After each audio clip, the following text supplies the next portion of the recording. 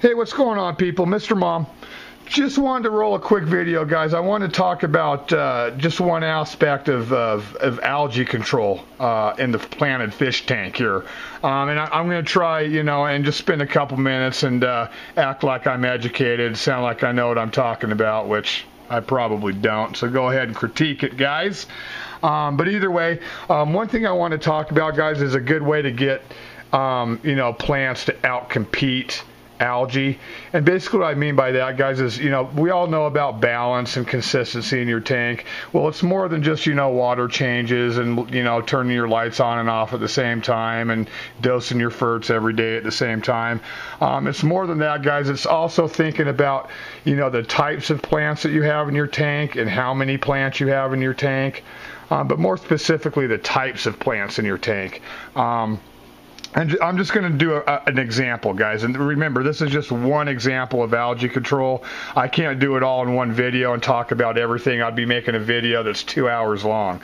And I'm not going to do that. So either way, this is just one aspect. So keep that in mind if I don't mention everything, guys, But one of the real important things for algae control, guys, is think about what plants you're going to have in there. So for instance, let's say you're running 2 or 3 watts per gallon, okay? Let's say you're running some CO2, or you're at least dosing liquid CO2. And let's say that you have, a 2 or 3 day a week, fert dosing regimen of some kind, all right? What's going to happen is if you have slower growing plants like crypts, anubiases, java ferns, and that's all you have in your tank, you're probably going to get a bunch of weird hair algae on your leaves because those are slow growing plants. They're low demanding plants. They don't, suck up a lot of nutrients fast to thrive.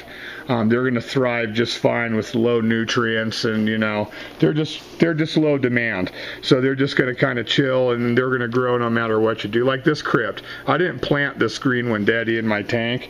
It just grew because at one point I had crypts in here and I ripped them out, and there was still a piece in there, and it grew. It's very low maintenance. So if you're running a lot of crypts or a lot of anubiases, and that's mostly what you have in your tank is, low growing, low demanding species or slow growing species, and you're probably going to be fighting hair algae on your leaves, guys. And the best way to combat that, if you are seeing that, is to either A, put faster growing plants in your tank, like like stem plants, faster growing stem plants like rotalas, most Ludwigias, Ammonia gracilis is a great plant. It's a fast growing stem plant. High-grow Planted. That's just what's in this tank, guys. And also like the Belixa japonica also sucks up nutrients, guys. I mean, it's a pretty demanding plant as far as nutrients go if you really want it to thrive. Anyone who's got Belixa to just go nuts in their tank knows that, you got to dose and stuff, and you got to be running CO2 and everything. But what's going to happen when you're running high demand plants and plants that need a lot of nutrients to thrive?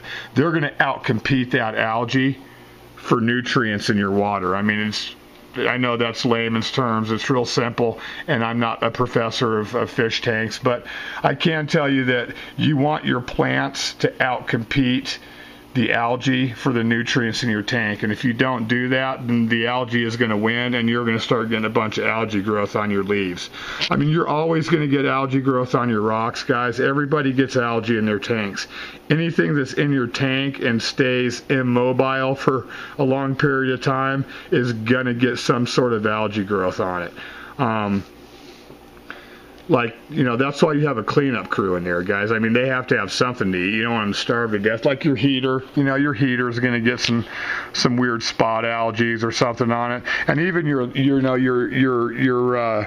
old growth leaves, like that leaf on the Planted, that leaf right there is probably about at least 2.5 to 3 months old, and it's got some spot algae on it, and all I need to do is trim that out, because you can see the leaf right next to it, and even this brand new growth, it's beautiful. And even this this growth that's about a month old that's back there, that's nice and tall and almost at the top of the tank, has no algae growth on it. because it's just sucking up nutrients, guys, and it's just growing, it's thriving, it's happy.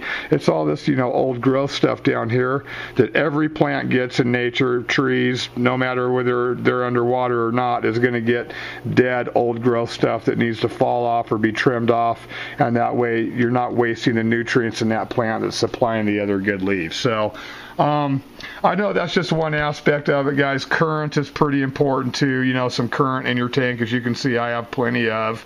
That's important as far as preventing hair algae and such as well. But just know you're going to have some algae, guys, and just remember to kind of prepare your scape and think about what your dosing regiment's going to be and everything else. If you're just running a bunch of crypts and anubiases and java ferns and low maintenance plants, you probably don't need to dose your tank that much, guys. You probably don't need to be dosing EI method. You probably don't need to be dosing, C-Chem Flourish 3-4 days a week. If you are, you're probably going to have a bunch of algae.